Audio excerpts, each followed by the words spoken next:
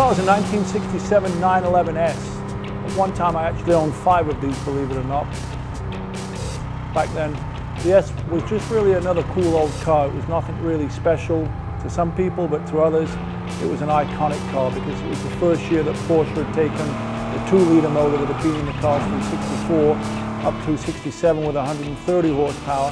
And the S was the sport model. It sported 160 horsepower, so an additional 20% more, and it was more of a sporting performance model. So it was Porsche's first step at taking the 911 in a slightly more sporty option for the street use.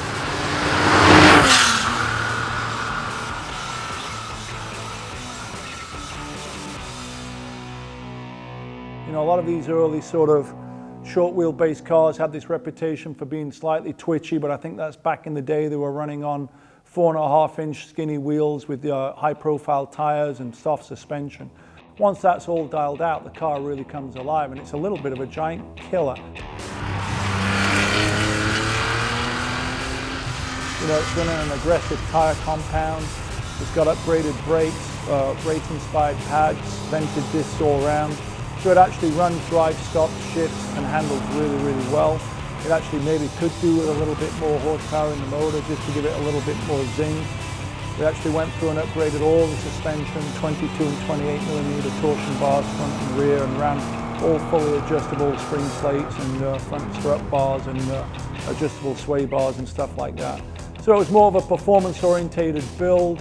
It's currently running our own set of 52 Outlaw wheels, which are sort of a deep 6 and 7R fitment. And it's just more of an aggressive, streetable track setup. And the gear ratios are shorter. 2nd, 3rd, and 4th are almost like airport gears, and then with a tall 5th. So, great handy car. And, you know, our drive today up in Angeles Crest Highway just really, you know, shows the highlights of the car's nimbleness, and the close ratio gearbox is perfectly suited for those twisty canyon roads.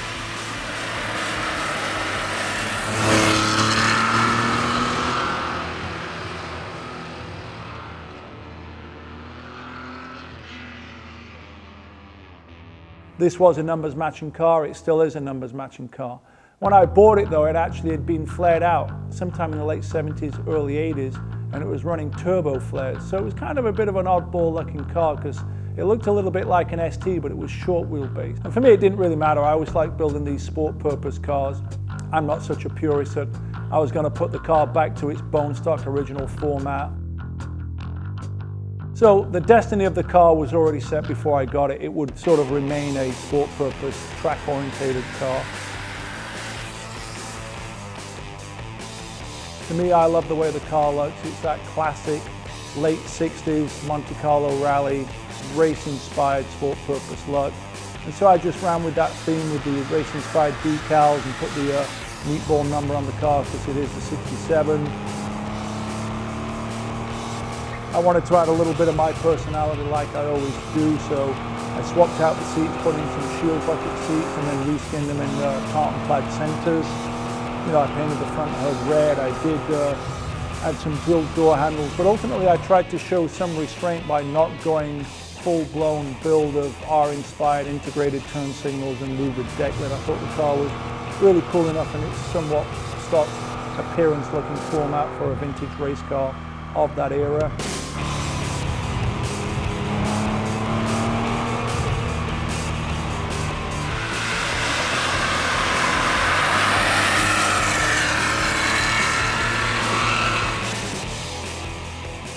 We ended up the run today up at Mount Wilson Observatory. Just an iconic setting. It's a landmark location and it has a spectacular view of the LA County Basin below. And the road is mostly 2nd, 3rd gear, climbing, super twisty, super gritty, and essentially a real fun road, maybe my perfect road. To me, the great thing about living in Southern California, and especially Los Angeles, is the accessibility to all these world-class driving roads that we can be on within 20 minutes of where we're currently sat. We can climb up to over 7,000 feet, we can experience different terrains, and ultimately it's, as I always say, the joy of getting behind one of your favorite cars on one of your favorite roads.